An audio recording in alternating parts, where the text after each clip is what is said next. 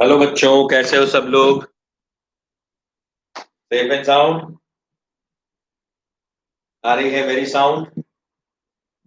Yes और no?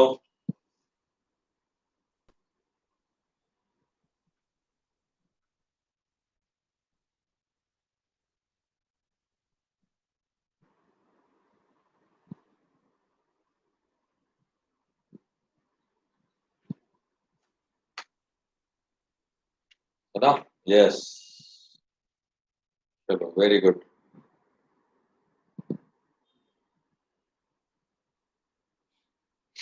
हम्म।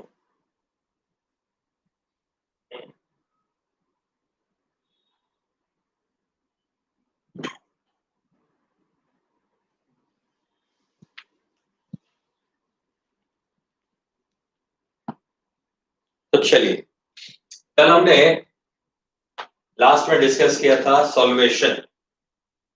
Solvation वाला point जो है वो हम डिस्कस कर रहे थे, और वो हमने आपको बताया था कि सॉल्वेशन क्या होता है और कैसे किसी भी आयनिक कंपाउंड को अगर आप पानी में ऐड करते हो तो वो कैसे कन्वर्ट होता है इसके एक्वियस सॉल्यूशन में, है ना? तो उसके बारे में हमने डिस्कशन किया था। मैंने बताया था आपको कि कोई भी अगर आपका एनायन या कटायन, आपका कोई भी एनायन या ये कटायन है और ये एनायन है, तो एनायन और कटायन के आसपास वाटर मॉलिक्यूल किस तरह से अरेंज हो जाते हैं। वापस से बोल रहा हूं आपको कि ये जो आपका वाटर मॉलिक्यूल है उसमें ऑक्सीजन जो है वो पार्शियली नेगेटिवली चार्ज और हाइड्रोजन पार्शियली पॉजिटिवली चार्ज होता है। तो जो पार्शियली नेगेटिवली चार्ज ऑक्सीजन है वो पॉजिटिवली चार्ज सोडियम के तरफ अट्रैक्ट होगा, उसके साइड पर अट्रैक्ट हो रहा है। सिमिलरली यहाँ पे जैसे ये अट्रैक्ट हो रहा है, इस तरह से हाइड्रोजन का जो पॉजिटिव चार्ज है वो क्लोरीन के तरफ अट्रैक्ट होगा, और क्या बनता है, इस तरह से पूरा ये सॉल्वेशन होता है। यानी कटायन के आसपास और एनायन के आसपास वाटर मॉलिक्यूल जो है वो क्या हो जाते हैं, जमा हो जाते हैं, एक्यूमुलेट हो जाते हैं। That is known as solvation. And if the water molecules are surrounded around this cation anion, it is known as hydration, right? Solvation को पानी यूज कर रहे इसलिए बोला जाता है हाइड्रेशन। Got it? अच्छा, चलिए इसी टॉपिक पे आगे हम डिस्कस करने जा रहे हैं। ये जो हाइड्रेशन हो रहा है, ये जो हाइड्रेशन हो रहा है, तो इस हाइड्रेशन के दौरान क्या हुआ, यहाँ पे एक पोलर अट्रैक्शन हुआ। आप याद रखना एक चीज को, जहां भी अट्रैक्शन होगा कहीं पे भी, किसी भी एनायन कटायन के बीच में, किसी भी दो आयंस के बीच में अगर अट्रैक्शन है, नेगेटिव पॉजिटिव पोल के बीच में, तो वहां पे हमेशा एनर्जी रिलीज होगी। एनर्जी रिलीज होगी तभी जाके वो क्या करेंगे, एक दूसरे के साथ चिपक पाएंगे, एक दूसरे के साथ वो कंबाइंड हो पाएंगे। और गेटिंग अ पॉइंट? वो एनर्जी किसी भी फॉर्म में हो सकती है, हीट, साउंड और लाइट। जहां भी अट्रैक्शन है वहां पे एनर्जी हमेशा रिलीज होने वाली है। तो एक एग्जांपल के तौर पे आपको दिखाता हूं, जो मैं बताना चाह रहा हूं वो,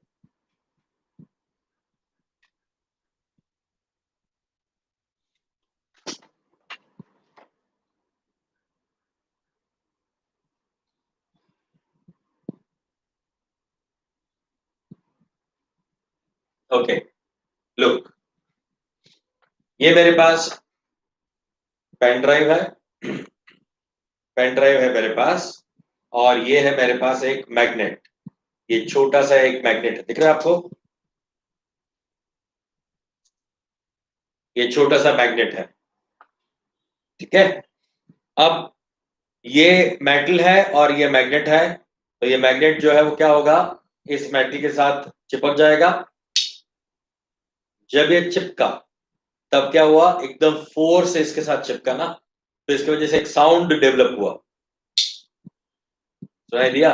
तो ये साउंड, इसमें क्या हुआ, इन दोनों के बीच में अट्रैक्शन है, अट्रैक्शन की वजह से क्या हुआ, एक फोर्स ऑफ अट्रैक्शन से वो जुड़ गए, और जुड़ने की वजह से साउंड एनर्जी जो है वो प्रोड्यूस हुई।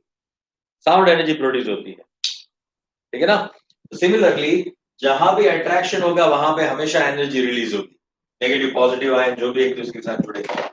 तो सेम वे यहां भी क्या होता है, एनर्जी रिलीज होती है। तो ये जो एनर्जी रिलीज होगी, यहां पे दिखा रहा हूं मैं कि यहां से एनर्जी रिलीज होगी। ये जो एनर्जी रिलीज होती है उसको बोला जाता है हाइड्रेशन एनर्जी। इसको बोलते हैं hydration energy, because the energy is released due to hydration process. Otherwise solvation की वजह से जो रिलीज हो रही है वो एनर्जी है hydration energy, solvation energy. Is it okay? ये क्लियर है सबको? चलो अभी हम उसी के बारे में डिस्कशन करने जा रहे हैं कि हाइड्रेशन एनर्जी क्या होता है या फिर हाइड्रेशन एंथैल्पी क्या होता है। ये एनर्जी को आप एंथैल्पी के फॉर्म में लिख सकते हो। ये एंथैल्पी वो एनर्जी है। जैसे पानी को अगर मैंने सोडियम क्लोराइड को मैंने अगर पानी में डिसॉल्व किया तो वो Na+ और Cl- एक्यूएस बनता है। मैंने ये कहानी आपको बता दी थी एक्यूएस क्यों लिखते हैं, क्योंकि ये सॉल्वेंट होता है। मगर जब ये पानी में सॉल्युबल होता है तब ये 2 स्टेप प्रोसेस है, 2 स्टेप प्रोसेस है। 2 स्टेप में प्रोसेस हो रही है। फर्स्ट स्टेप में क्या होता है? फर्स्ट स्टेप में Na+ और Cl- गैसियस फॉर्म में आयंस अलग हो जाते हैं और ये गैसियस आयन जो है उसको अब वाटर के मॉलिक्यूल घेर लेते हैं, तो वो क्या बनता है? एक्वियस सॉल्यूशन बन जाता है। जब आपको किसी भी आयोनिक कंपाउंड के लेटाइस से NaCl सॉलिड लेटाइस से उसके गैसियस आयंस में कन्वर्ट करना है, तब मुझे जो एनर्जी देनी पड़ेगी उसको बोला जाएगा lattice enthalpy. The energy required is known as lattice energy. इसको मुझे एनर्जी देनी पड़ रही है, ऐड कर रहे हो, प्लस लिख दिया मैंने। प्लस का मतलब एनर्जी ऐड करना, लेटाइस एनर्जी। इसको मैं एली लिखता हूं, एली, लेटाइस एनर्जी। ठीक है? अच्छा, अब वो गैसियस स्टेट में आ गए। अब गैसियस स्टेट में हमने उसको पानी से रिएक्ट करा दिया, मतलब इसमें हमने पानी डाल दिया, इस गैसियस आयंस में हमने पानी डाल दिया। तो पानी डालने पे क्या होगा? जो एनर्जी रिलीज होगी उसको बोला जाएगा हाइड्रेशन एनर्जी। और वो एनर्जी क्या होती है? रिलीज होती है, क्योंकि यहाँ पे वाटर मॉलिक्यूल इसको घेरेंगे और एनर्जी रिलीज करेंगे, that is known as hydration energy. ठीक है? अच्छा, अब वापस आते हैं यहाँ पे लेटाइस एनर्जी पे वापस आते हैं। देखो, आपके पास बॉर्न हैबर साइकिल है, याद करो बॉर्न हैबर साइकिल, अदरवाइज आपकी कॉपी में निकालो born Haber cycle. Born Haber cycle देखो, बॉर्न हैबर साइकिल में मैंने क्या बताया था प्रीवियस लेक्चर में? मैं बताया था कि सॉलिड सोडियम से गैस, क्लोरीन मॉलिक्यूल से एटम गैस में कन्वर्ट होता है, सोडियम का आयोनाइजेशन होकर Na+ गैस और Cl- गैस बनता है। Cl- गैस और Na+ गैस बनता है। वो दोनों नेगेटिव पॉजिटिव आयन जुड़ के क्या बना देते हैं? NaCl सॉलिड बनाते हैं। याद आया? NaCl सॉलिड बनाते हैं। उसको क्या बोला था हमने? Lattice enthalpy. तो वहां पे क्या था बेटा? एनायन और कैटायन के बीच में अट्रैक्शन होके क्या बनता था? NaCl बनता था। तो वहां पे एनर्जी क्या होती थी? रिलीज हो रही थी। तो वहां पे डेल्टा H का ऊपर साइन देखो, नेगेटिव है या पॉजिटिव? डेल्टा HL जो लिखा था ना मैं, लेटाइस एंथैल्पी, वहां पे साइन देखो, नेगेटिव है या पॉजिटिव? नेगेटिव। ऊपर माइनस साइन है। क्यों? क्योंकि वो एनर्जी रिलीज करता है एक्सोथर्मिक रिएक्शन। जबकि यहीं पे मैंने उसी लेटाइस एंथैल्पी को लिखा है, मगर मैंने क्या लिखा है यहाँ पे? Plus sign. क्यों? क्योंकि हम उल्टा जाना है ना। वहां पे क्या था? Na+Cl- से क्या बनता था? NaCl बनता था। अब मुझे NaCl से नीचे आना है वापस, तो उतना ही एनर्जी मुझे क्या करना पड़ेगा? प्रोवाइड करना पड़ेगा। जितने एनर्जी रिलीज होता है उतना एनर्जी मुझे प्रोवाइड करना पड़ेगा। उतना एनर्जी में प्रोवाइड करूंगा तो क्या हो जाएगा? रिएक्शन रिवर्स जाएगी, वापस क्या बन जाएगा? Na+ और Cl- आयन गैसियस स्टेट में बन गया। अब मैंने उसमें पानी डाल दिया। अब मैंने उसमें पानी डाला तो पानी इन दोनों को घेर लेगा, इन दोनों को पूरा सराउंड कर लेगा, जिससे क्या हो जाएगा? वो एक्वियस बनेगा और उस दौरान वो एनर्जी रिलीज करेगा, जिसको बोला जाएगा hydration enthalpy. Is it okay? ये क्लियर है सबको? ये बराबर से समझ में आ गया? एक स्टेप होता है लेटाइस एनर्जी और दूसरा स्टेप होता है हाइड्रेशन एनर्जी। अब देखना, हाँ, अब एक और ब्यूटीफुल चीज बताता हूं मैं, सुनना बराबर से।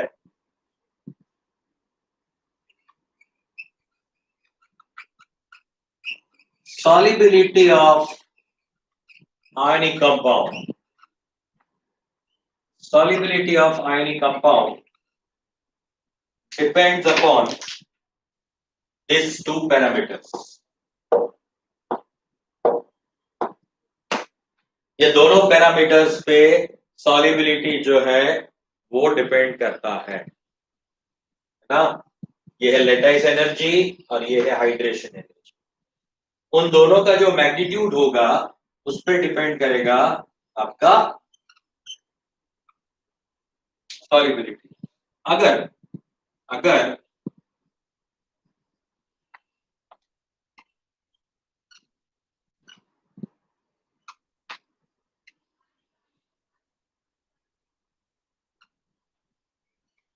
लेटाइस एनर्जी का वैल्यू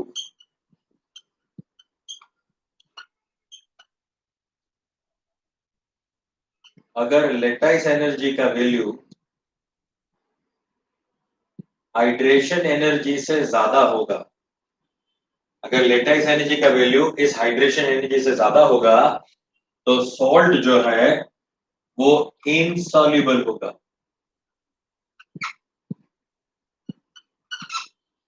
और अगर लेटाइस एंथैल्पी से हाइड्रेशन एंथैल्पी ज्यादा होगी तो सॉल्ट जो है वो सॉल्युबल होगा। Salt is soluble, salt is insoluble. समझा?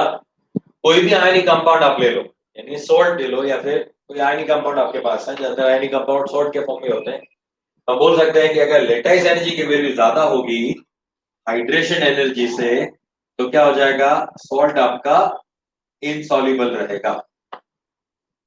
और अगर हाइड्रेशन एनर्जी की वैल्यू बढ़ जाए, सेकंड स्टेप की वैल्यू ज्यादा हो जाए तो वो सॉल्ट पानी में सॉल्युबल हो जाएगा। ठीक है, चलो इस चीज को वापस देखते हैं फटाक से। वापस मैंने जो अभी बताया वो वापस से ध्यान दो, इकड़े बघा, लक्ष्य दिया।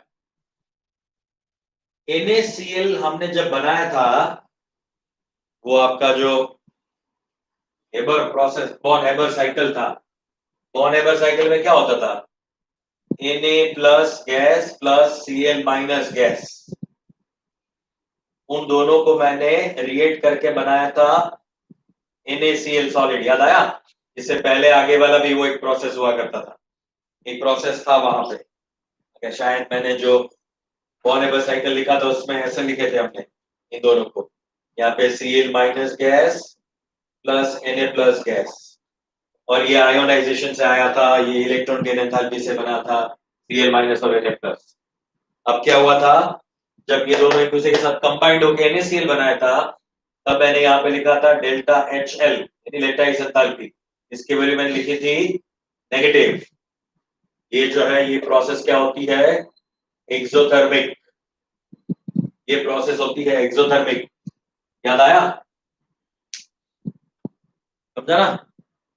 ये दोनों कंबाइंड होकर NaCl बना था, वो एक्सोथर्मिक रिएक्शन था, उसमें मुझे एनर्जी रिलीज होती हुई दिखाई देती थी, रिलीज हो रही थी, एक्सोथर्मिक था।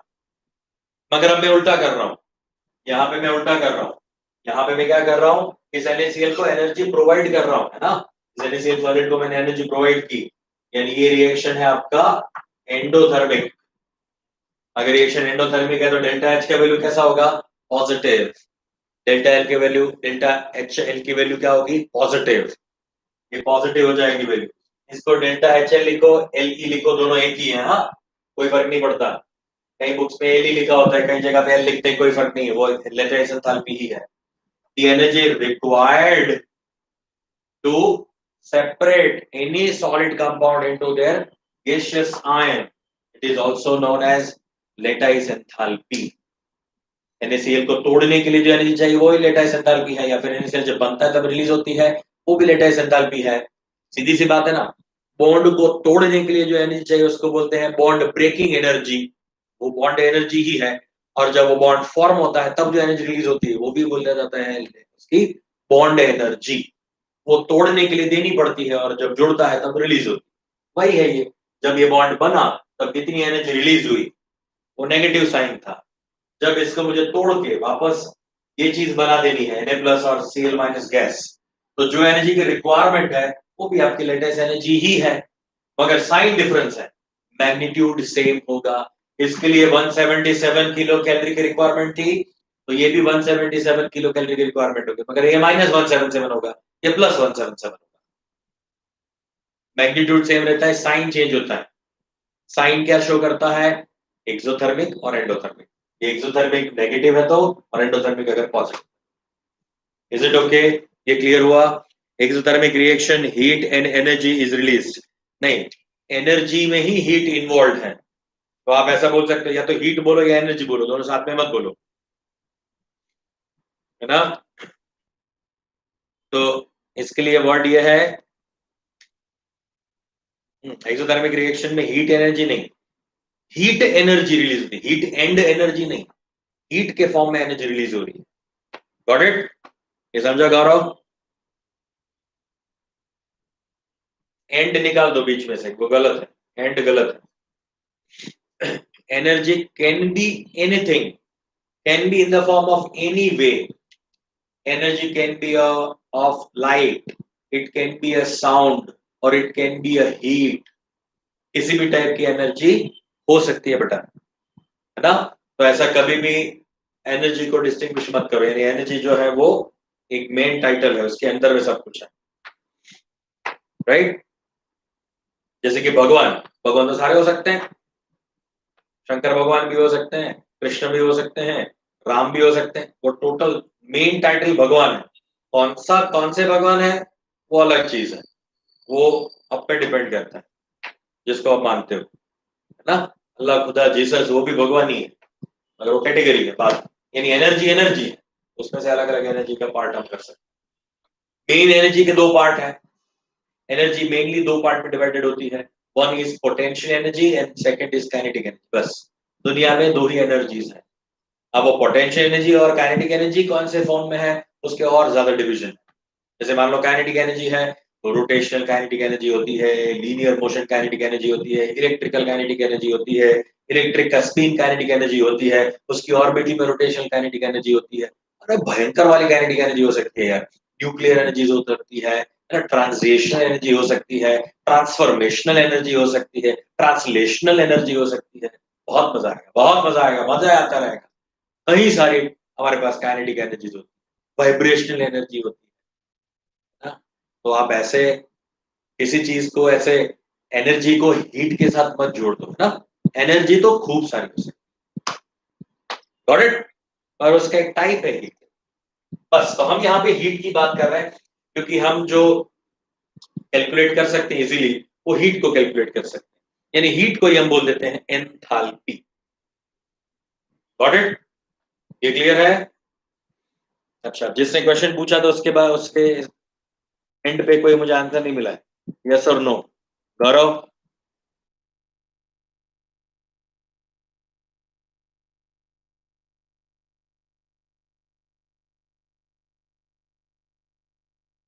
गौरव ने ये लिखा था, जिसको मैं समझा रहा था उसके तरफ से आ गया, यस, वेरी गुड। चलो, मतलब मुझे पता चल गया कि आप समझ चुके हैं। क्लियर हो गया अभी बेटा? अब देखो, मैंने NaCl सॉलिड से कहा लेके क्या आयंस बना लिए, आयंस में पानी डाला तो वो हाइड्रेट हुए, और हाइड्रेट होने की वजह से कुछ एनर्जी रिलीज की। तो अब ये हाइड्रेशन एंथैल्पी और ये लेटाइस एंथैल्पी जो है, ये जो लेटाइस एनर्जी है वो और हाइड्रेशन एनर्जी के बीच का मैंने रिलेशन आपको दिया। अगर लेटाइस एनर्जी ज्यादा होगी हाइड्रेशन से, तो कभी भी कोई भी सॉल्ट सॉल्युबल नहीं होगा। अगर लेटेस्ट एनर्जी कम हो जाएगी या फिर हाइड्रेशन एनर्जी ज्यादा हो जाएगी, तो आपका सोल्ट जो है वो सॉल्युबल हो सकता है, या सोल्ट हम सॉल्युबल कर सकते हैं। ठीक है ना? ये क्लियर हो गया? दिस इज हाइड्रेशन एनर्जी और लेटेस्ट एनर्जी के बीच का रिलेशन और द सॉल्युबिलिटी। चलो अब फैक्टर्स चेक करते हैं, what are the factors affecting hydration energy. जैसे हमने लेटेस्ट एनर्जी के लिए दिया था ना, लेटेस्ट एनर्जी में दो फैक्टर दिया था ना बेटा मैंने, कौन कौन से फैक्टर थे? Charge on cation and anion, यानी latest energy is proportional to Z plus dot Z minus. दूसरा फैक्टर क्या था? Radius, otherwise distance.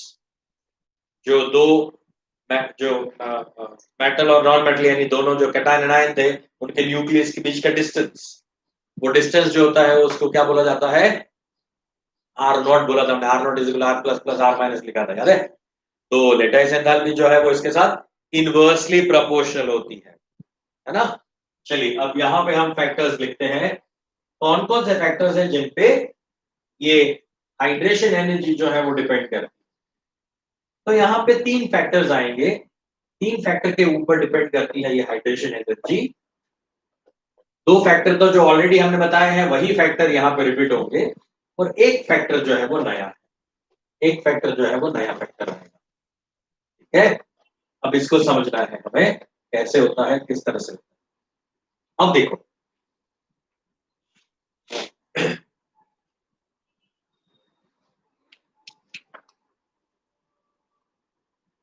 तो हम factors affecting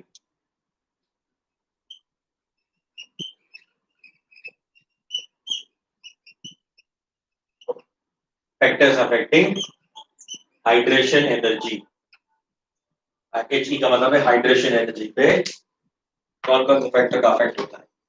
number one, first factor, पहला फैक्टर देखो, पहला फैक्टर है charge on ions. Charge of ions, जो उसका पहला फैक्टर था वही फैक्टर इसका भी है। तो आपका जो हाइड्रेशन एनर्जी है वो डायरेक्टली प्रोपोर्शन हो जाता है एनायन और कैटायन के चार्ज के ऊपर। So hydration energy is directly proportional to charge on cation और एनायन। तो वापस से इसके लिए भी एग्जांपल दे सकते हो, जो वहां पे एग्जांपल दिए थे इसी तरह से। मान लो NaCl आपके पास है और आपके पास है MgCl, तो ऑब्वियसली MgCl2 का हाइड्रेशन एनर्जी ज्यादा होगा। MgCl2 का हाइड्रेशन एनर्जी ज्यादा है तो शायद ज्यादा सॉल्युबल हो सकता है। मगर सॉल्युबिलिटी के लिए हमें MgCl2 का लेटेस्ट एंथैल्पी और हाइड्रेशन एंथैल्पी दोनों चेक करना पड़ेगा। तो हम ऐसा भी निकाल सकते हैं, नहीं आप ऐसे ही बोल सकते हैं इसको देख के कि हाँ इसका टोटल इतना होगा। वो आपको डेटा दिया जाता है, उसका डेटाबेस होता है, उसके बेस पे हम डिसाइड कर सकते हैं कि ये ज्यादा है या कम है। ठीक है, और भी फैक्टर्स हैं जो इसमें इंक्लूड करेंगे हम। चलिए, तो ये फर्स्ट फैक्टर था चार्ज ऑन आयन। ये समझ में आ गया? इसमें कोई ज्यादा इतना डिस्कशन वाला पॉइंट नहीं है क्योंकि ऑलरेडी हम डिस्कस कर चुके हैं data. Now size, size of cation and anion।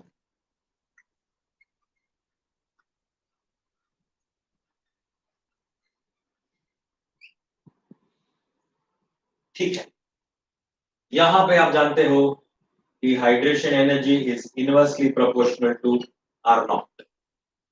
अगर आप देखना, हाँ अब देखना, यहाँ पे 1/r0 जो है उसका वैल्यू हो जाएगा 1/r plus plus 1/r minus.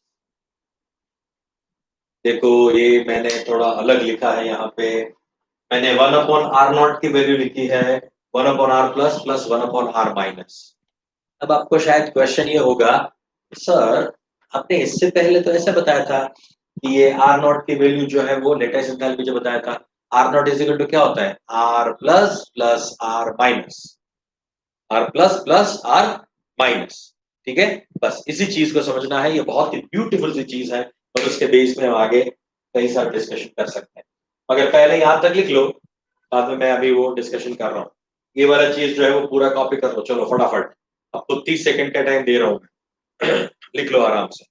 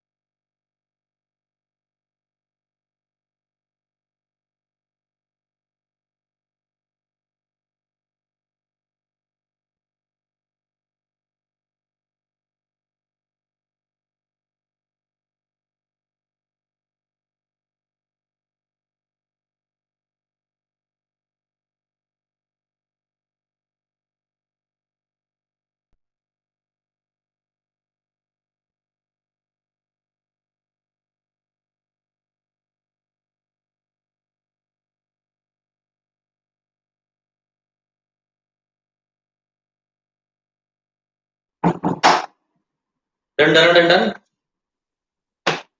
हाँ, इसका डीपीपी आएगा यार, थोड़ा कंटेंट तो बनने दो। आज मैं 10-12 क्वेश्चन भेज रहा हूँ। आज आपका यार एक और रूल बच गया है, इसमें एक और रूल है, वो अगर हो जाता है फजांस रूल तो मैं उस पर काफी अच्छे डीपीपीस दे सकता हूँ। ये तो फालतू वाली चीजें हैं, इसमें है लॉजिकल, मगर इतना बहुत ज्यादा कोई क्वेश्चन इससे पूछा नहीं गया है। ये वाली चीज आपसे शुरू होगी, हाइड्रेशन सॉल्युबिलिटी होगी नहीं होगी वो कहानी आप पूछी जाएगी आप, है ना। बाद में आपको 10 क्वेश्चन का एक डीपी भेजता हूँ, जितना हो जाए उतने भेजो, ठीक है। चलो ये मिटा देता हूं मैं।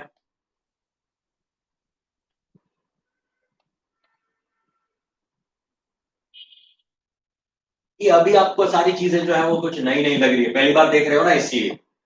बाद में तो ये आपके लिए बहुत इजी हो जाएगा। ये तो बहुत ही फंडामेंटल चीजें हैं, बहुत ही फंडामेंटल चीजें।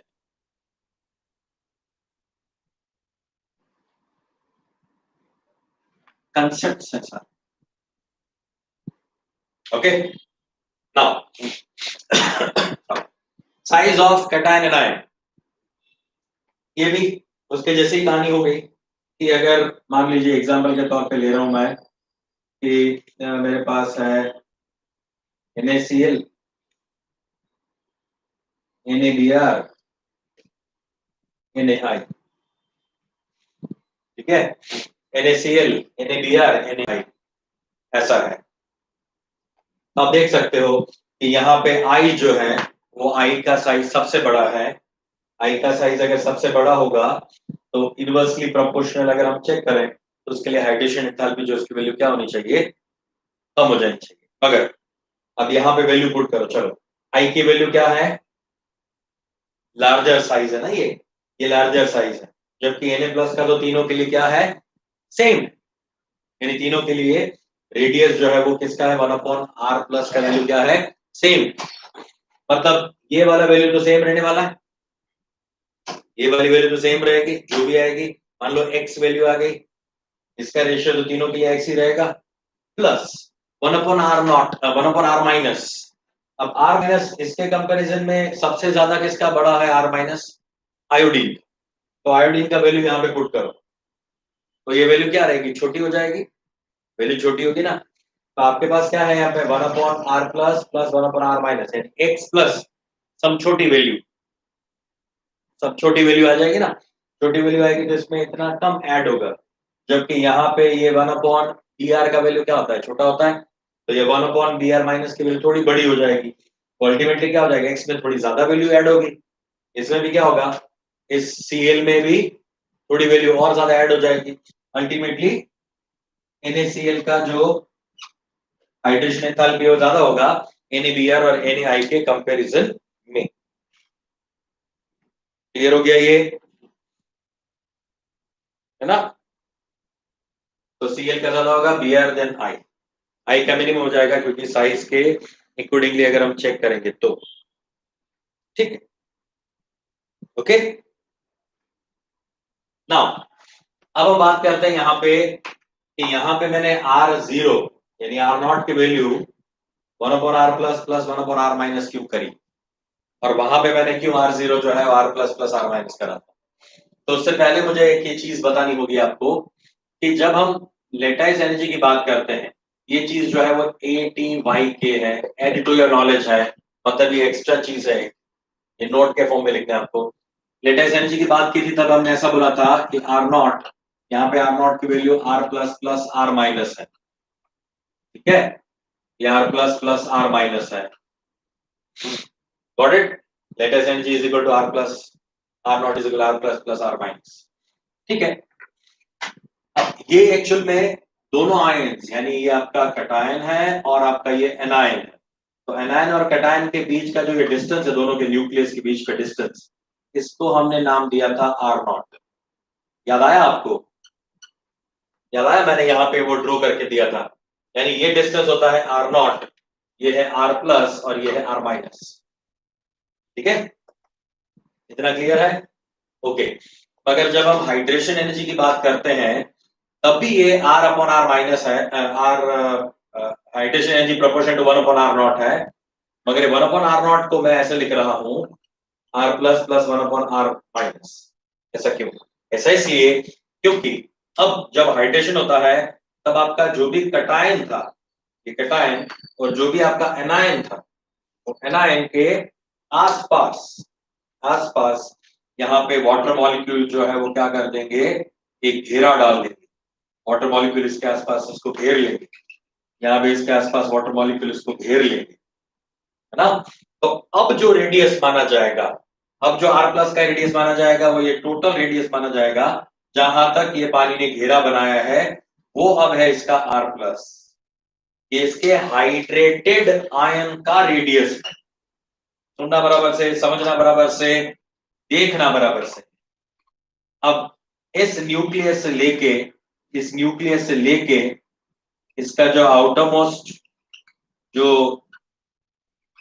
साइज होगा, यानी जो जहां पे लास्ट में वाटर मॉलिक्यूल जहां तक उसको घेरा डाला होगा उसने, उसको बोला जाएगा उसका आर माइनस, ये है उसका आर प्लस। तो यहाँ पे जो रेडियस आर प्लस है वो अलग है, और हाइड्रेशन के बाद ये आर प्लस की वैल्यू अलग हो जाएगी। यहाँ पे दोनों आयन सेपरेटेड हैं, दोनों आयन सेपरेट हैं। सेपरेट है इसलिए उसका कैटायन का रेडियस अलग है और एनायन का रेडियस अलग है। जबकि लेटेस्ट एनर्जी में तो वो कनेक्टेड थे, वो दोनों एटम एक दूसरे के साथ जुड़े हुए थे। तो जो आर नॉट डिस्टेंस था वो इन दोनों के न्यूक्लियस के बीच का डिस्टेंस था। मगर अब ऐसा नहीं है। अब क्या है, अब इनके आसपास जो वाटर मॉलिक्यूल ने घेरा बनाया है वो पूरा हाइड्रेटेड आयन का ये रेडियस है कैटायन का, और इस आयन का रेडियस है ये वाला आर नॉट या आर नेगेटिव, ये है R positive. Is it okay, ये क्लियर हुआ। तो ये जो आर प्लस और आर माइनस जो है ना, वो इस तरह के हाइड्रेटेड आयंस का रेडियस है। तो इसलिए ये हमने सेपरेट लिखा है। इस चीज को मैं इसलिए बता रहा हूं आपको कि ये बहुत ही अच्छा सा कंसेप्ट है, बहुत अच्छा कंसेप्ट है।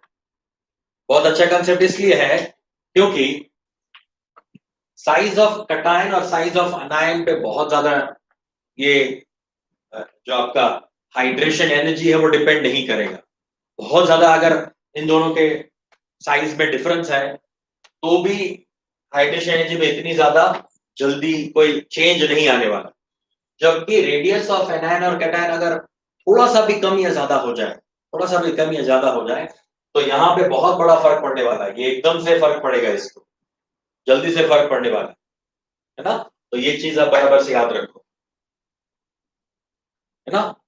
और एक बात बताऊं, एक बहुत ही भयंकर वाली चीज बताऊं। देखो, लेट सपोज आर माइनस का रेडियस जो है वो आर प्लस से ज्यादा है।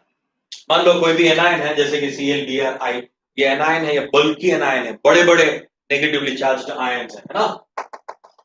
तो देखना अभी, हाँ देखना बराबर से बेटा, ये आपका नेगेटिवली चार्ज्ड आयन जो है उसका रेडियस बहुत बड़ा है किसके कंपैरिजन में, किसी भी कैटायन के कंपैरिजन में। अब इन दोनों का जो रिलेशन है वो रिलेशन में इस इक्वेशन में, ये लेटेक्स एंथैल्पी वाले इक्वेशन में और हाइड्रेशन एंथैल्पी वाले इक्वेशन में मैं पुट कर रहा हूं, है ना। अब देखना क्या होता है। ये वाला जो केस है ना, ये वाला केस में अभी चेक कर रहा हूं, ये वाला केस में इन दोनों के लिए मैं पुट कर रहा हूं। ये लेटेक्स एनर्जी के लिए ये वैल्यू मैं पुट कर रहा हूं, proportional to R plus plus are minus, समझा। और यहाँ पे हाइड्रेशन एनर्जी में क्या है, it is proportional to 1 upon R plus plus 1 upon R minus. ठीक है, ये दोनों आयन इंडिविजुअल है इसलिए मैंने इंडिविजुअल लिख दिया 1 अपॉन आर नॉट की जगह पे, और यहाँ पे आर नॉट की जगह पे मैंने रखा है R plus plus are minus. Mathematically इस चीज में किसी को कोई दिक्कत है क्या, कोई दिक्कत कोई डाउट नहीं है ना। ये दोनों आयन सेपरेट थे इसलिए मैंने इन दोनों को सेपरेट रखा है, क्योंकि यहाँ पे आयन हाइड्रेशन में सेपरेट हो जाते हैं, लेटेक्स में सेपरेट नहीं होते, लेटेक्स में वो कनेक्टेड होते हैं। Is it clear now. अब देखो, अगर ये वाली कंडीशन जिसमें आर माइनस जो है वो लार्जर है आर प्लस के कंपैरिजन में, तब सुनना यहां पे, अगर ये वैल्यू लार्जर है, आर माइनस की वैल्यू अगर लार्जर है किससे, आर प्लस से, तो मैं यहां पे डिनोमिनेटर में आर प्लस का वैल्यू ओमिट कर सकता हूं क्या। ये वैल्यू बहुत ही बड़ी है, greater greater than R plus, तो मैं ऐसा लिख सकता हूं, therefore lattice energy is inversely proportional to R minus, because R minus is so greater than R plus, so I can omit this R plus. तो ये R माइनस के बराबर ही हो जाएगा, क्योंकि R माइनस बहुत बड़ा है, तो R माइनस प्लस का जो वैल्यू है, R plus plus R minus, R plus R minus, वो R माइनस के जितना ही हो जाएगा ऑलमोस्ट, ये ऑलमोस्ट कितना हो जाएगा, R माइनस के जितना ही हो जाएगा। तो यहाँ पे अब ये इक्वेशन क्या बन रही है, lattice energy is now inversely proportional to what, radius of R minus. R minus के रेडियस के साथ ये क्या हो जाएगी, इनवर्सली प्रोपोर्शनल हो जाएगी। क्लियर ये वाला? अब यहां पे देखना, हाँ आपकी आंखें खुली की खुली रह जाएगी। अगर मैंने HE के लिए यही फंडा यूज किया, यही रिलेशन यहां पे मैंने अप्लाई किया, और यही रिलेशन मैं यहां पे अप्लाई कर रहा हूं, तो यहाँ पे R माइनस का वैल्यू जो है वो काफी बड़ा है R प्लस के कंपैरिजन में, मतलब 1/R माइनस में R माइनस का वैल्यू बहुत बड़ा है, बहुत ही बड़ा वैल्यू है। बहुत बड़ा वैल्यू होने की वजह से क्या हो जाएगा, 1/R माइनस की वैल्यू नेग्लिजिबल हो जाएगी। 1/R माइनस में R माइनस का वैल्यू बहुत बड़ा है R प्लस के कंपैरिजन में, तो ये रेशियो के कंपैरिजन में ये वाला रेशियो बहुत छुटकू सा हो जाएगा, बहुत छोटा सा हो जाएगा। तो कंडीशन क्या होगी यहाँ पे, कंडीशन हो जाएगी therefore what happened, 1/R plus plus 1/R minus को मैं 1/R प्लस लिख सकता हूँ, 1/R प्लस लिख सकता हूँ। So H is inversely proportional to R plus. या देखा आपने, ये क्या हो गया, lattice energy negatively charged ion के साथ इनवर्सली प्रोपोर्शनल है, जबकि उसी केस के लिए अगर हाइड्रेशन एंथैल्पी चेक करूंगा ना, तो वो उसके कैटायन के साइज के साथ इनवर्सली प्रोपोर्शनल होगी। है समझ में? मतलब जितना ज्यादा फर्क किसी भी एक आयन के साइज बड़े या छोटे होने पे इस He को पड़ता है, उससे ज्यादा फर्क पड़ता है किसको, लेटाइस एनर्जी को, क्योंकि लेटाइस एनर्जी जो है वो डायरेक्टली जो आयन बड़ा है उसी के साथ प्रोपोर्शनल, यानी उसी के साथ इनवर्सली प्रोपोर्शनल। तो जो भी चेंजेस आएंगे वो बहुत ज्यादा ही चेंजेस आएंगे, जबकि यहाँ पे इतनी ज्यादा चेंज नहीं आएंगे, क्योंकि वो कैटायन के साथ रिलेटेड है, वो एनायन के साथ रिलेटेड नहीं है ना। तो पहली नजर में ऐसा जादू कर दिया, हमें पहली नजर में तो ऐसा लग रहा था कि भाई लेटाइस एनर्जी भी inversely proportional to R naught है, और हाइड्रेशन एनर्जी भी inversely proportional to R naught है। तो आर नॉट का वैल्यू जो है वो क्या है, R plus plus are minus, तो दोनों के लिए सेम होना चाहिए, मगर ऐसा नहीं है। वास्तविकता जो दिख रहा है उससे कुछ अलग है ना। तो ये चीज बराबर से समझो बेटा, ये कंसेप्ट है बच्चे, ये कंसेप्ट है, ये कहीं भी किसी भी बुक में ऐसे लिखा नहीं होता कि ये ऐसा होता है, ये वैसा होता है। ये तो आप जब पढ़ते हो, जब क्वेश्चन सॉल्व करते हो, तब ये चीजें जो है वो बाहर निकल के आती है ना। जो हम आपको एक्सट्रैक्ट दे रहे हैं, ये पूरा निचोड़ आपको अभी दे रहे हैं, तो दिमाग लगाओ बराबर से इसमें, बराबर से दिमाग लगाओ। ये मैंने केस 1 बनाया ना, R minus greater than R plus, मैं उल्टा कर देता हूं, अगर R plus greater than R minus, ये पूरा उल्टा हो जाएगा। वो तो वैसे वर्षा है ना, उसमें तो कोई हमें ज्यादा दिमाग लगाना ही नहीं है, दिमाग यहाँ पे लगाना। ठीक है, इतनी बात क्लियर हो गई सबको, इसमें कोई दिक्कत है? लास्ट में एक स्टेटमेंट लिख लो, लास्ट में एक स्टेटमेंट लिखो, इतना कॉपी करो, लास्ट में एक स्टेटमेंट लिखो।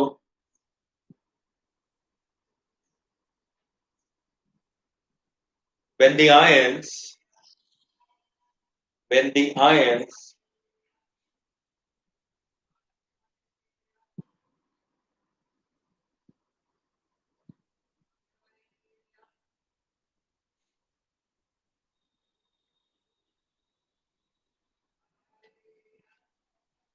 are of comparable size,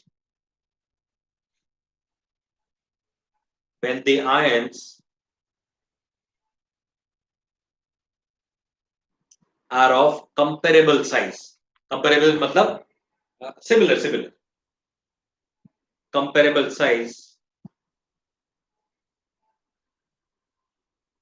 The radius of cation. The radius of cation. Radius of cation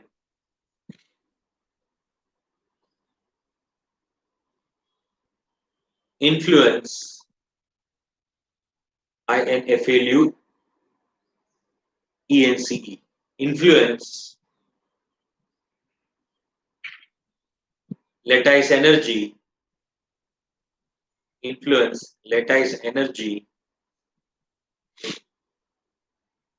more.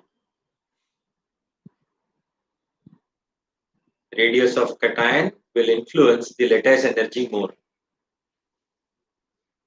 That is to say,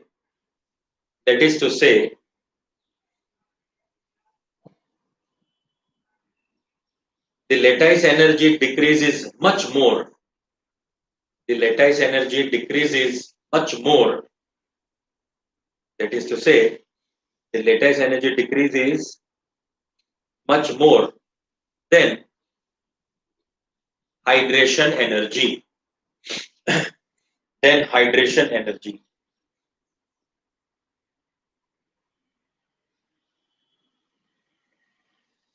With the increase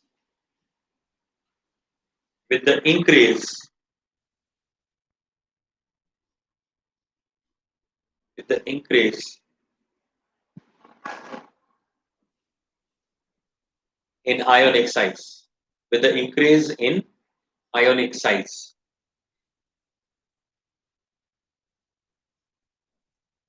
And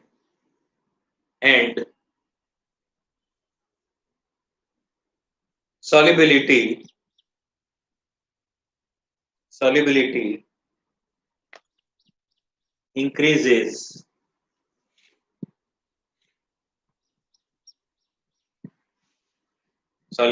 increases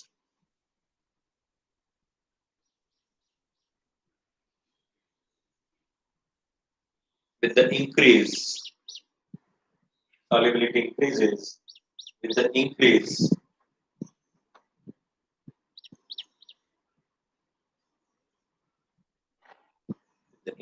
of size of cation.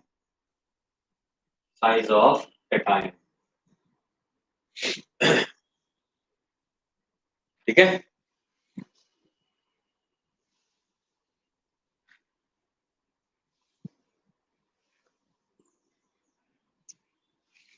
चलिए इसको बिठा देते हैं। एक और चीज बताता हूं मैं आपको, वो भी कंसेप्चुअली ही है।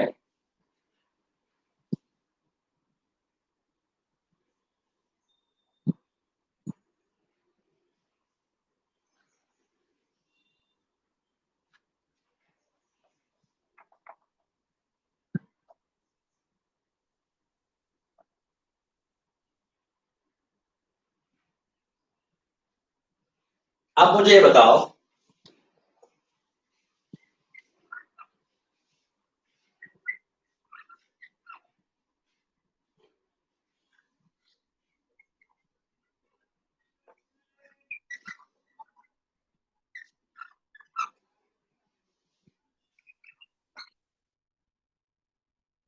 ये सोडियम का न्यूट्रल एटम है और ये सोडियम का कटायन है। इन दोनों में कौन से आयन का साइज या कौन सा एटम या कटायन, ये न्यूट्रल एटम और कटायन, किसका साइज बड़ा होगा और किसका छोटा? किसका साइज बड़ा होगा वो बताओ।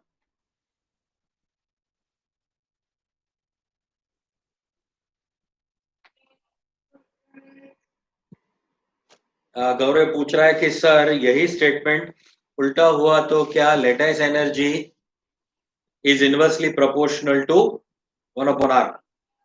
तो कटायन के बेस पे हमने ये स्टेटमेंट बोला हुआ है, वही स्टेटमेंट अनायन के लिए भी सही है। एनायन के लिए भी सही है, मगर कटायन की जगह एनायन आप लिखोगे तो पता नहीं चलेगा, यानी वो चेंज नहीं हो जाएगा, मतलब सेम रहेगा, क्योंकि 1/r + r - ही है ना। चलो ठीक है, पहले इसका आंसर मुझे बताओ। चलो, किसका साइज बड़ा होगा? Na is bigger than Na+। चलो पीयूष का आंसर वो आ रहा है, न्यूट्रल Na का साइज बड़ा होगा, न्यूट्रल Na का साइज बड़ा होगा। तेज बता रहा है कि Na का साइज बड़ा होगा, अंकित बोल रहा है कि Na का साइज बड़ा होगा, विपुल बोल रहा है Na का साइज बड़ा होगा, सिद्धि बोल रही है Na न्यूट्रल का साइज बड़ा होगा। वेरी नाइस, नेहा ने सही तरह से लिखा है Na greater than Na+। Very nice बिटिया। तेजस, तेजस ने मिटा दिया। Rutuja, Sandhya Na okay, Pranav Na very nice. Sanskriti, Sakshi, बढ़िया बढ़िया बढ़िया, सब लोगों को ये पता है, सही है, वेरी गुड। अब एटॉमिक स्ट्रक्चर चैप्टर पढ़ चुके हो, आपको पता है कि इसका इलेक्ट्रॉनिक कॉन्फ़िगरेशन 281 है, जबकि इसका इलेक्ट्रॉनिक कॉन्फ़िगरेशन 28 होगा सिर्फ। इसमें 3 ऑर्बिटल्स हैं, इसमें सिर्फ 2 ही ऑर्बिटल है। ऑब्वियसली इसका साइज क्या होगा? छोटा ही होगा। इसका साइज क्या होगा? छोटा होगा। अच्छा, अब मुझे ये बताओ कि Cl न्यूट्रल एटम का साइज बड़ा होगा या Cl- का?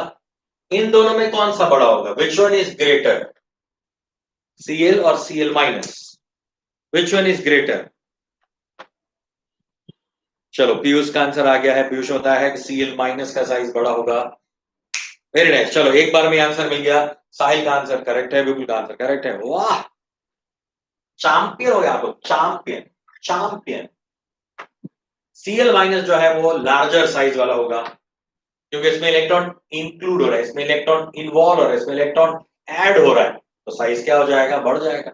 जबकि इसमें इलेक्ट्रॉन जो है वो निकल रहा है, ये 287 था, ये 288 हो गया, इसमें एक इलेक्ट्रॉन ऐड हो गया, इलेक्ट्रॉन ऐड होगा तो साइज बढ़ जाएगा। ऑब्वियस सी बात है। बस आप लोगों को ये चीज पता है तो मैं बहुत खुश हूं। Now I am very happy. अब एक चीज और बताओ, lithium, sodium, potassium, rubidium, caesium and francium, लीना की है रब से फरियाद, है लीना की रब से फरियाद। हाइड्रोजन से शुरू कर रहा हूं। है लीना की रब से फरियाद, भगवान से फरियाद कर रही है मिस लीना। मिस लीना क्या फरियाद कर रही है पता नहीं, कुछ फरियाद है उसकी। ओके, ऊपर से नीचे जाते हो आप, top to bottom, top to bottom ये ग्रुप है पूरा, ये अल्कली मेटल्स का फर्स्ट ग्रुप है, 1A ग्रुप हमारे पीरियोडिक टेबल का 1A ग्रुप है। आप मुझे बताओ, top to bottom, top to bottom size क्या होगा? इंक्रीज और डिक्रीज? बताओ, top to bottom size increase होगा या डिक्रीज होगा? बताओ।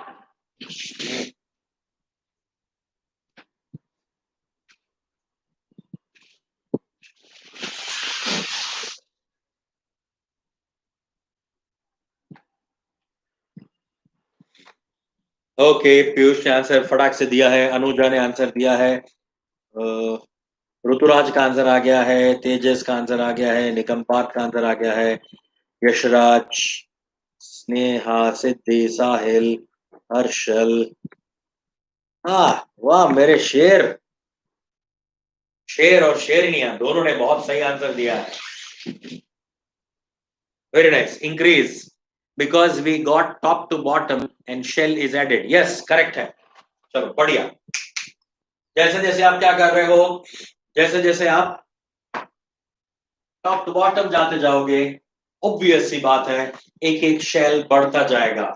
इसका इलेक्ट्रॉनिक कॉन्फ़िगरेशन 1, इसका इलेक्ट्रॉनिक कॉन्फ़िगरेशन 1 2 1, इसका है 2 8 1, इसका है 2 8 8 1, इसका हो जाएगा 2 8 8 8 4।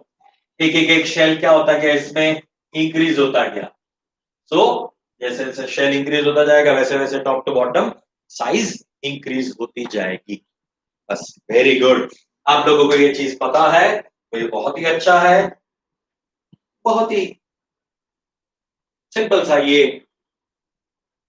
रूल है कि टॉप टू बॉटम हमेशा साइज इंक्रीज होता जाएगा, भले ही वो न्यूट्रल एटम्स हो या फिर आयंस हो। और जैसे जैसे आप लेफ्ट टू राइट जाओगे पीरियोडिक टेबल में, वैसे वैसे उसका साइज जो है वो क्या होता जाएगा? घटता जाएगा। वैसे वैसे उसका साइज जो है वो छोटा होता जाए। ठीक है, तो इसको मैं ऐसे याद रखवाता हूं कि बेटा टॉप टू बॉटम जाते हो तो मैंने ऐसे घड़े, पानी के घड़े जो है अरेंज कर दिए हैं। यहाँ पे एक सबसे बड़ा घड़ा है, उससे छोटा, उससे छोटा, उससे छोटा, उससे छोटा, है ना। और अब क्या हो गया, वो गिर गए, घड़े गिर गए। अगर घड़े गिरेंगे तो छुटकू यहाँ पे जाएगा, ये यहाँ पे जाएगा, यहाँ पे जाएगा। वेरी, तो किसी भी पीरियोडिक टेबल में top to bottom size increase होती है और लेफ्ट टू राइट, ये एलआर है, लेफ्ट टू राइट साइज हमेशा डिक्रीज होती है। ठीक है, कोई बोलेगा सर इस तरफ घड़े क्यों नहीं गिरे, मैं खड़ा था ना वहां पे, मैं वहां पे खड़ा था, इसलिए मैं घड़े इस तरफ नहीं गिरने दूंगा, उस तरफ ही गिरे। Getting a point. बस इस तरह से याद रख लो, top to bottom size increases, left to right in periodic table size decreases. Is it okay, ये क्लियर है। तो मैं अब आपको एक हाइड्रेशन एंथैल्पी के बेस पे क्वेश्चन पूछ रहा हूं, क्वेश्चन पूछने जा रहा हूं, है ना। उसका आंसर बताना। ये वाला ही जो आपने कंसेप्ट मैंने बताया, ये सीधा साधा सिंपल वाला, उसी कंसेप्ट के बेस पे क्वेश्चन दे रहा हूं मैं। अब मुझे आंसर बताओ। मैंने आपको पूछा कि बेरिलियम हाइड्रोक्साइड, मैग्नीशियम हाइड्रोक्साइड,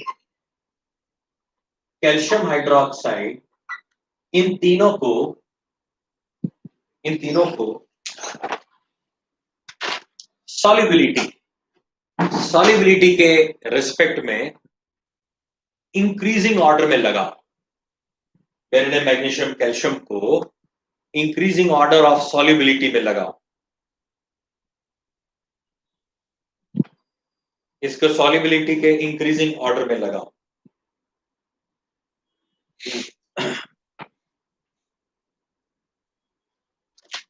मैं नंबर दे दूं यहां पे, इसको नंबर 1, इसको नंबर 2, इसको नंबर 3। चलो इन तीनों को आप 1 2 3 नंबर दे रहा हूं जिससे आपको समझ में आ जाए इजीली, या फिर आप आंसर दे पाओ मुझे। 1 2 3 को आपको इंक्रीजिंग ऑर्डर में लगाना है, जो सबसे कम है उसको पहले और सबसे ज्यादा जो सॉल्युबल है उसको लास्ट में। इस तरह से मुझे इंक्रीजिंग होना चाहिए। मैं ऐसे लिख भी देता हूँ, एरो बना के दे देता हूँ आपको, एरो भी बना दिया मैंने।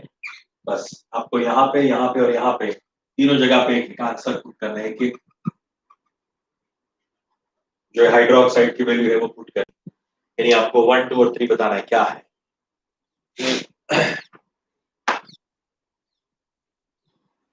PeOH, MgOH, CaOH। Yes, correct है। PeOH twice, MgOH twice and CaOH twice. बस जिस सीक्वेंस में दिया है उसी सीक्वेंस में उसका सॉल्युबिलिटी इंक्रीज होता जाता है। अभी मैंने जो स्टेटमेंट लिखा है, स्टेटमेंट के साथ इसको मैच करो, इसको मैच करो स्टेटमेंट के साथ। ये साइज बढ़ गया ना, ये क्या है, ये सेकेंड ग्रुप है, ये 1A ग्रुप था ना, ये 2A ग्रुप है। Beryllium, magnesium, calcium, strontium, barium, radium.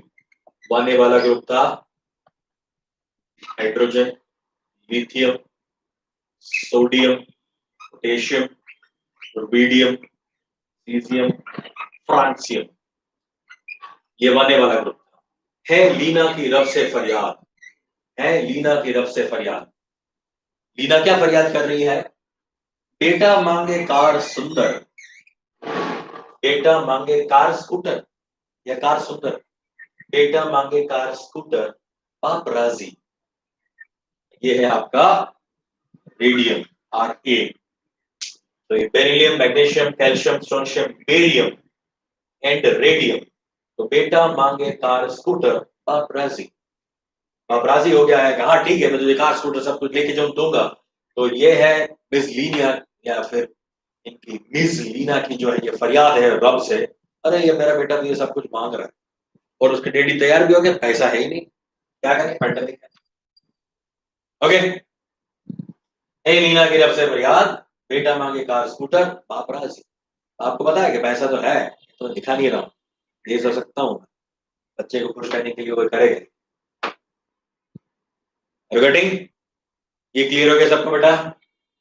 सो ये भी टॉप टू बॉटम जा रहा है ना, magnesium, beryllium, magnesium, calcium, top to bottom जाएगा तो उसके आयंस जो होंगे, आयंस भी इसी सीक्वेंस में जाएंगे, प्लस प्लस प्लस हो जाएगा तो इसी सीक्वेंस में जाएंगे।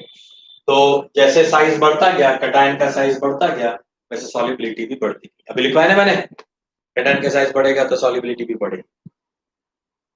ओके, कोई प्रॉब्लम यहाँ पे किसी को? चलिए अब चेक करते हैं application of hydration energy. Application of hydration energy, एक तो हमने आपको सॉल्युबिलिटी वाला फंडा ये बता दिया। अच्छा हाँ, वन सेकेंड, ये मैंने साइज ऑफ कटायन बता रहा है, एक और फैक्टर है वो बता देता हूं पहले। फैक्टर अफेक्टिंग हाइड्रेशन एनर्जी देख रहे हैं, उसमें थर्ड फैक्टर हमें देखना है। थर्ड फैक्टर बताने जा रहा हूं मैं, और वो है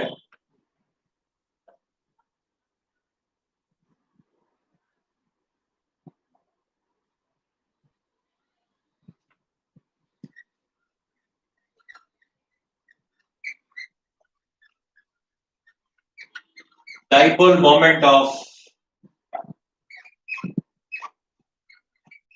सॉल्वेंट।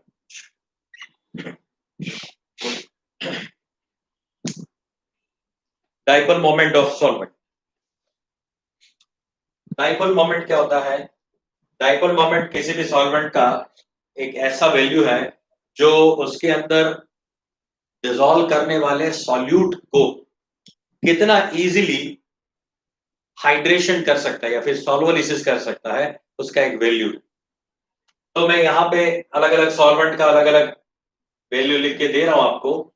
आपको याद रखने की जरूरत नहीं है, ये सिर्फ एक डेटा जो है उसके फॉर्म में मैं दे रहा हूं, है ना, ये डेटाबेस के फॉर्म में दे रहा हूं। तो रट्टा मारने की जरूरत नहीं है आपको, मगर इसको मैं रेफरेंस लेके आपको बता सकता हूं।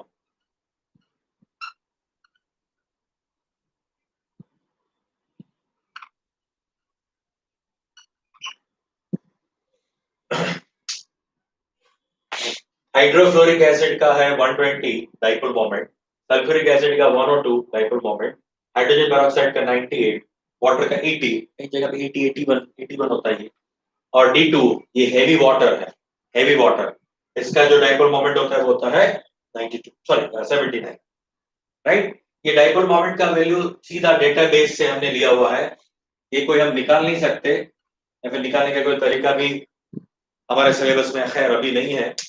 फिजिक्स में आपका आएगा परमिएबिलिटी वाला, यानी एप्सिलॉन 0 1/4 पाई एप्सिलॉन 0, फॉर्मूला से आप निकाल सकते हो। मगर खैर हमें अभी सिर्फ इतना याद रखना है कि dipole moment of a solvent, this all are solvents, ये सारे जो है वो क्या है, सॉल्वेंट्स है। तो जिनका डाइपोल मोमेंट ज्यादा होगा वो किसी भी सॉलिड को आपके खुद के अंदर इजीली सॉल्युबल करवा पाएगा। यानी मान लीजिए मैं ऐसा बोल रहा हूं कि किसी एक NaCl को मुझे डिसॉल्व करना है, तो NaCl किस में ज्यादा या अच्छी तरह से डिसॉल्व हो पाएगा? जिसका डाइपोल मोमेंट जो है वो ज्यादा होगा। सबसे इजीली इसमें होता है, उसके बाद इसमें होता है, उसके बाद इसमें होता है, यहाँ पे होगा, यहाँ पे सबसे कम अमाउंट में वो सॉल्युबल हो NaCl।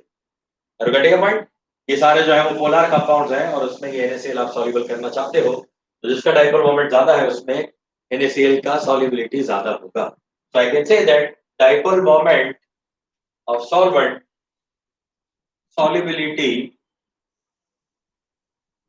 or hydration energy is directly proportional to what? Dipole moment. Solubility ज्यादा होगी, हाइड्रेशन एंथैल्पी ज्यादा होगी, तो भी सॉल्युबल होगा। डायरेक्टली प्रोपोर्शनल किसके साथ हो जाएगा? डाइपोल मोमेंट के साथ डायरेक्टली प्रोपोर्शनल हो जाएगा। चलिए अभी कोई क्वेश्चंस आपके हो रहे हैं?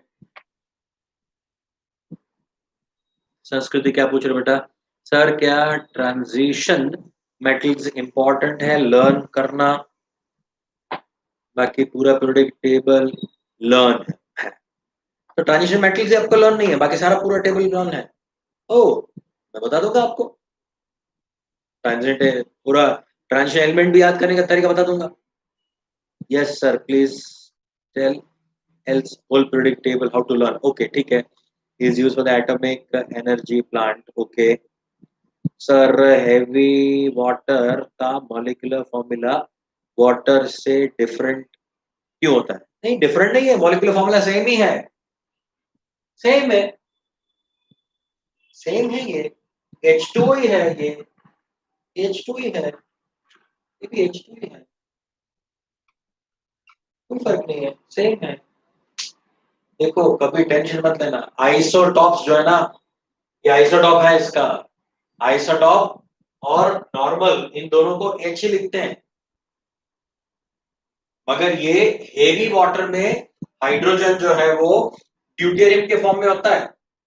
ये हाइड्रोजन है, ये ड्यूटेरियम है, ये ट्रिटियम है, ठीक है। इसमें एक प्रोटॉन होता है, एक इलेक्ट्रॉन होता है। इसमें एक प्रोटॉन, एक न्यूट्रॉन। इसमें एक प्रोटॉन, दो न्यूट्रॉन और एक इलेक्ट्रॉन। आई बात समझ में? ये क्या है? उसके आइसोटॉप्स हैं। तो आइसोटॉप्स को हमेशा उसके कोई और एक सिंबल से रिप्रेजेंट करा जाता है तो H ही, ये H ही है। मगर पता कैसे चले कि कौन सा H लेना है? किसी भी मॉलिक्यूलर फॉर्मूला तो कभी ऊपर लिखते नहीं हम कि ये H2 ये 1 है, ये H2 जो है ये 2 है। नहीं, ऐसा नहीं लिखते, क्योंकि ये तो स्क्वायर हो जाता है इसका मतलब। तो कभी मॉलिक्यूलर फॉर्मूला के अंदर हम H21 H22 ऐसा नहीं लिख सकते। इसलिए उसको लिखने का तरीका बना दिया जाता है। हाइड्रोजन के लिए H लिखते हैं, ड्यूटेरियम के लिए D लिखते हैं और T के लिए, ट्रिटियम के लिए T लिख दिया जाता है। और कोई फर्क नहीं है, अलग नहीं है, ये फॉर्मूला अलग है ही नहीं, वो H2 ही है। और एक बात बताऊं आपको, आप जो पानी पीते हो ना, उसमें आप कितना सारा D2O भी पी जाते हो, यानी हेवी वाटर पीते ही हो आप। पानी को इवेपोरेट करते जाओ करते जाओ करते जाओ, पानी पूरा आप उड़ा दो इलेक्ट्रोलिसिस करके, तो लास्ट में आपके पास 1% जितना 1% जितना D2O बचेगा। यानी आप 100 ml पानी पीते हो ना, 100 ml पानी पियोगे तो उसमें आप 1 ml D2O पी जाओगे। वो केमिकल रिएक्शन में कोई डिफरेंस नहीं लाता, केमिकली वो सेम होता है। जो ये पानी है वही पानी होता है ये D2O। पी जाओगे D2O तो पता भी नहीं चलेगा, कोई फर्क ही नहीं पड़ता। हाँ, फिजिकल प्रॉपर्टीज में चेंज होता है, केमिकल प्रॉपर्टी में कोई चेंज नहीं है इन दोनों में। केमिकल प्रॉपर्टी सेम है, फिजिकल प्रॉपर्टी डिफरेंट है। बोले तो ये उसका डाइपोल मोमेंट डिफरेंट है, और डिफरेंस भी कितना है यार, इसका 80 है तो इसका 79, एक का डिफरेंस है, एक यूनिट का, बहुत ज्यादा डिफरेंस नहीं। इसका जो बॉइलिंग मेल्टिंग पॉइंट होगा इसका इसके कंपैरिजन में थोड़ा सा ज्यादा होगा, और इसलिए इसको न्यूक्लियर रिएक्टर्स में यूज किया जाता है, ठीक है ना। इसका जो हीट कैपेसिटी है, हीट एब्जॉर्ब करने की टेंडेंसी उससे इसका थोड़ा ज्यादा होता है, इसलिए D2 यूज करते हैं उसमें, ड्यूटेरियम, राइट। सर ए वाटर मॉलिक्यूलर फॉर्मूला डिफरेंट नहीं है, चलो ये हो गया। सिद्धि क्या पूछ रहे हो बेटा? सर एसएससी में ट्रांजिशन स्किप करवा देते हैं। अच्छा अच्छा, ठीक है, कोई बात नहीं, हम स्किप नहीं करेंगे, पूरा याद रखेंगे। उसके लिए भी ट्रिक है यार, बताऊंगा पूरा ट्रिक उसके लिए। Science teacher very cruel man, टेक्निकुजी फर्स्ट सीरीज होगी ना। यारी जरा निभा मौत तक, यारी जरा निभा मौत तक, राह में पड़ी आग कूद जा, ये सेकंड सीरीज है ना। तो इस तरह से ये है, इसके भी अलग अलग ट्रिक्स हैं जिससे आपको याद रखवा लेंगे। पीरियोडिक टेबल आने तो दो, वो टेबल जब शुरू करेंगे पीरियोडिक टेबल वाला चैप्टर तब आपको पूरा याद करवा देंगे। 10 मिनट का काम है, ज्यादा है ही नहीं।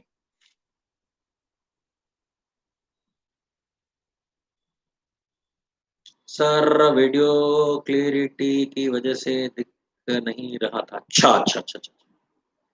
सर T2O भी एग्जिस्ट करता है? हाँ, T2O भी तेज एग्जिस्ट करता है, मगर वो 10⁻⁻15 टाइम्स कम होता है। 10⁻⁻15 टाइम्स कम होता है बाकी सबके कंपैरिजन, यानी नेग्लिजिबल है, ऑलमोस्ट नील के बराबर होता है। डाइपोल मोमेंट का सिंबल क्या है? डाइपोल मोमेंट, ये डाइपोल मोमेंट का सिंबल है। इसके लिए एक और वर्ड यूज करते हैं, डाई इलेक्ट्रिक कांस्टेंट। ये वैल्यू कांस्टेंट है, इसलिए इसको डाइपोल मोमेंट या फिर डाई इलेक्ट्रिक डाइलेक्ट्रिक कांस्टेंट भी बोला जाता है। डाइपोल मोमेंट मत बोलो, आप उसको डाइलेक्ट्रिक कांस्टेंट भी बोल सकते हो, है ना। डाइपोल मोमेंट थोड़ी कहानी अलग है, मगर मैं बोल सकता हूँ डाइलेक्ट्रिक कांस्टेंट डाइपोल मोमेंट दोनों सेम है। ये जो वैल्यूज दी गई है वो कांस्टेंट वैल्यूज है, फिक्स्ड वैल्यू है, इसलिए उसको बोला जाता है डाई इलेक्ट्रिक कांस्टेंट, राइट। तो dielectric constant of solvent जो है वो भी इफेक्ट करता है, जितना डाई इलेक्ट्रिक कांस्टेंट ज्यादा उतना ही उसका हाइड्रेशन एंथैल्पी ज्यादा, हाइड्रेशन एनर्जी ज्यादा उतना सॉल्युबिलिटी भी ज्यादा। क्या डाइपोल मोमेंट, डाइपोल मोमेंट कब बताऊंगा, ऐसे पूछ रहे हो? इसी चैप्टर में डाइपोल मोमेंट बताऊंगा। 12th से पहले क्या पीरियोडिक टेबल, हाँ वो तो अभी इसी चैप्टर में, यानी ये आपका पीरियोडिक टेबल वाला चैप्टर जो है ना उसी में है। आपको पता नहीं है, मगर मैंने आधा पीरियोडिक टेबल वाला चैप्टर आपको सिखा भी दिया है यहाँ पे, आपको पता ही नहीं। सिर्फ पीरियोडिक टेबल मैंने नहीं बताया, बस बाकी सारी कहानी ऑलमोस्ट बता दी है मैंने। इलेक्ट्रोनेगेटिविटी है उसमें, इलेक्ट्रॉन गेन एंथैल्पी है, आयोनाइजेशन एंथैल्पी है, ये सारी चीजें, साइज ऑफ आयन कैटायन है, फिर वो टॉप टू बॉटम क्या होता है, वो सारी चीजें होती है, राइट। वही चीजें हैं उस चैप्टर में, वो सारी चीजें इसमें है, तो मैंने साथ में आपको इंक्लूड करके बता भी दिया है वो, है ना? इसे बोलते हैं बेटा चीटिंग ड्यूरिंग टीचिंग, ठीक है ना? तो ऐसे थोड़े थोड़े हम चीटिंग करते रहते हैं, थोड़ा थोड़ा आपको और चैप्टर का भी बता देते हैं साथ, तो काम हो जाता है, ठीक है। ओके, तो ये डाइपोल मोमेंट का सिंबल है। डाइलेक्ट्रिक कांस्टेंट का सिंबल थोड़ा अलग है, उसको ऐसे represent epsilon zero, epsilon zero जो है वो डाइलेक्ट्रिक कांस्टेंट है, ये डाइपोल मोमेंट,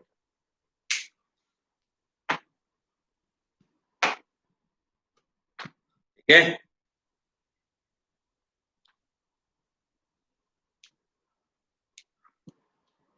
सर आपने आर ए तक बताया क्या पीरियोडिक टेबल में ना, यहाँ पे भी जो बताया वो ना, हाँ है लीना की रेप से यार, बेटा मांगे कार स्कूटर बाप राजी, बस।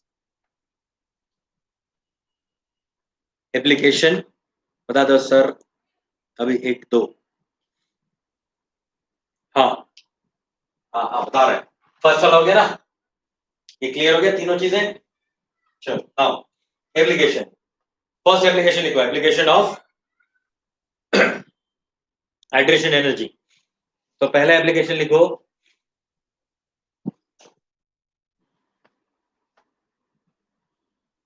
सॉल्युबिलिटी, ये हो गया ना बेटा, बता दो ना ये, फर्स्ट एप्लीकेशन लिखो to decide the solubility of any ionic compound, to decide the solubility of any ionic compound.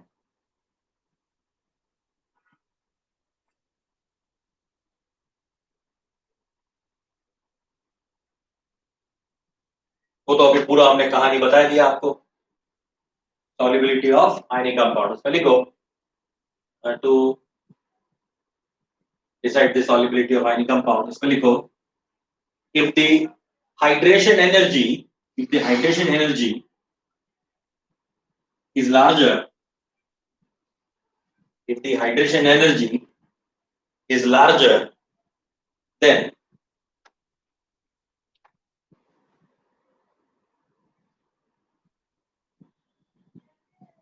if hydration energy is larger the lattice energy, solubility is more, ठीक है।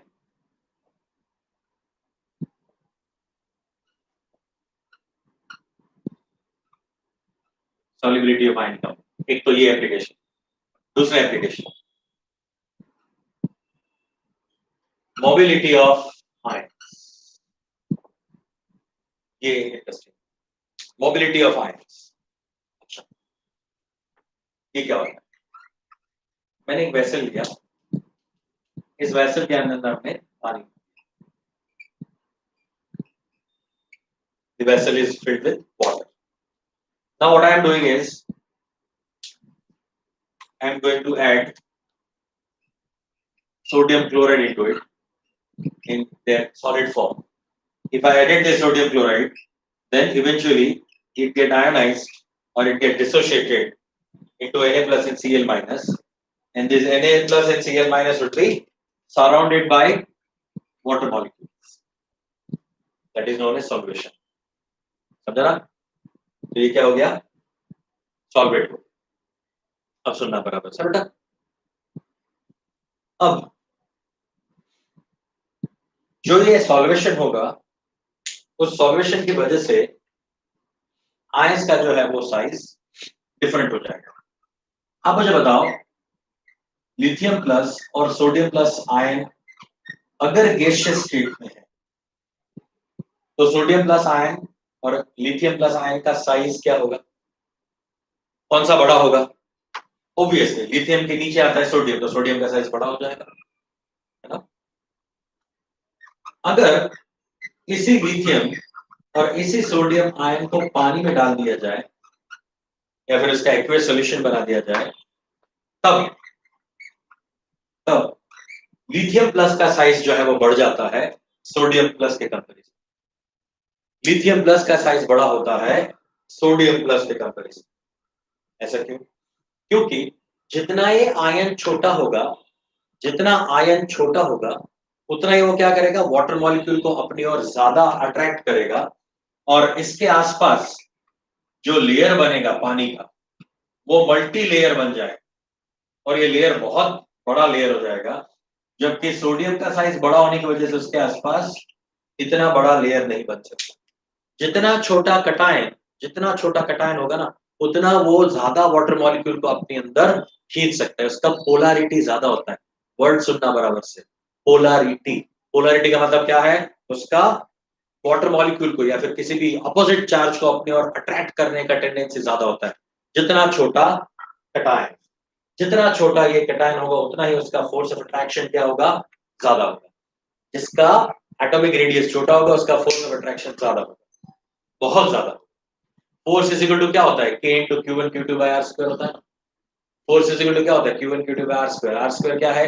रेडियस, रेडियस ऑफ अनायन और cation. तो radius क्या हो जाएगा? जितना छोटा होगा उतना ही फोर्स क्या हो जाएगा? बहुत ज्यादा हो जाएगा। रेडियस छोटा, फोर्स बहुत ज्यादा, राइट? तो इसका रेडियस छोटा होता है ना, छुटकू सा होता है ना ये। गैसियस स्टेट में, एटॉमिक स्टेट में वो क्या होता है? आयनिक स्टेट में अलग अलग, जब है पानी में नहीं डाला है मैंने, अलग अलग है तो छोटा है।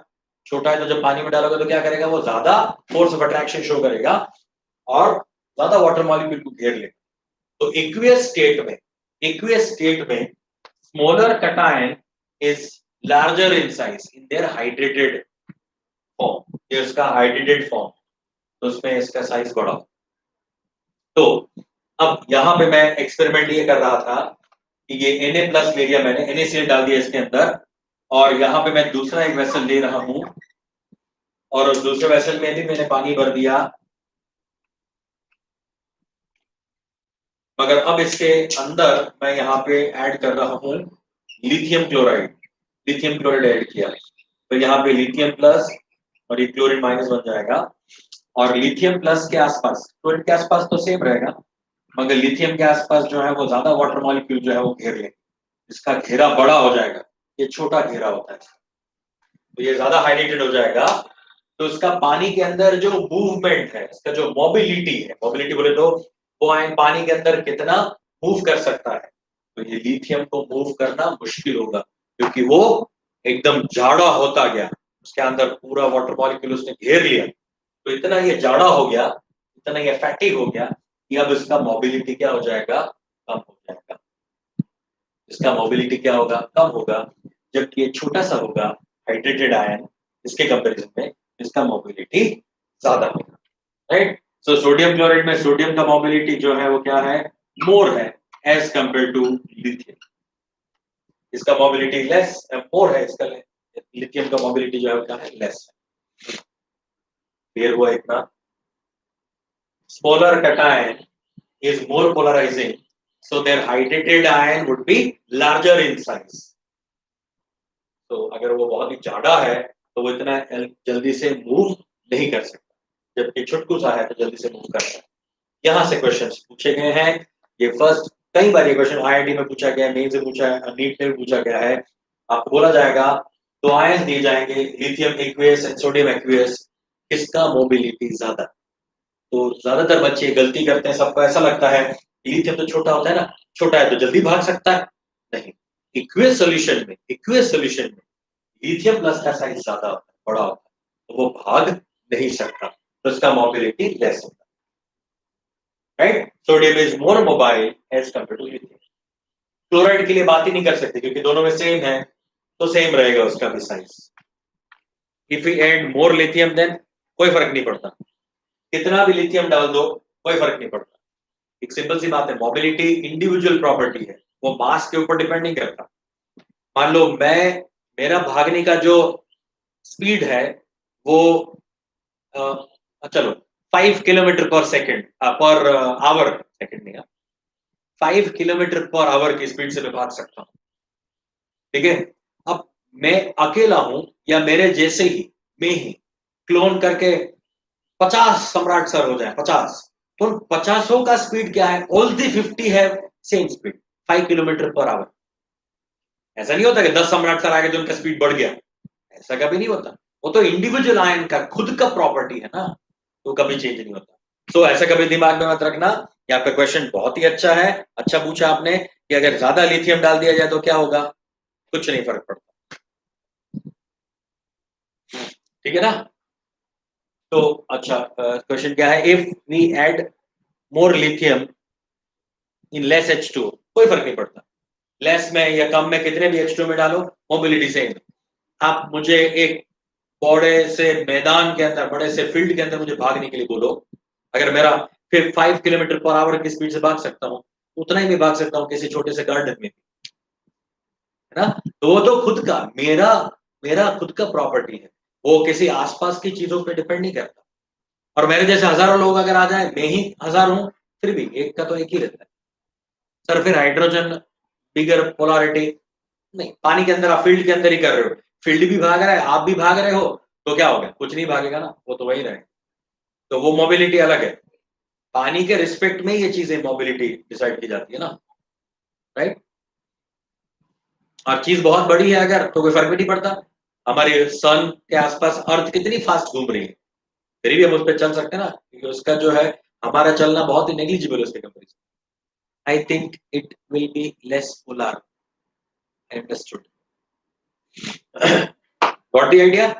तो ये कंसेप्ट बराबर से क्लियर रखना, यहाँ पे एक्वियस लिखा हुआ है, यहाँ पे गैस, फाइन। तो ये सेकंड था मोबिलिटी ऑफ आयन, और वी कैन से थर्ड है कंडक्टिविटी। कंडक्टिविटी भी लिख लो, मोबिलिटी के साथ नीचे थर्ड लिखो conductivity, it is similar to mobility.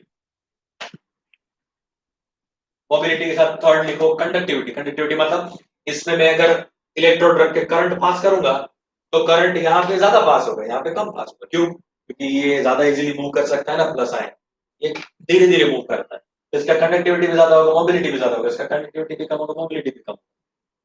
तो मोबिलिटी ऑफ आयन, इसके बाद लिखो कंडक्टिविटी ऑफ आयन, तो वो भी same, it is same as mobility, बस। This three are the applications of hydration, solubility, mobility and conductivity, ठीक है? तो आज यहाँ पे रुकते हैं हम, और इसके बेस पे क्वेश्चंस मैं आज आपको भेजूंगा, ठीक है? चलो बाय बाय, सायोनारा, टेक केयर बच्चा, ध्यान रखना।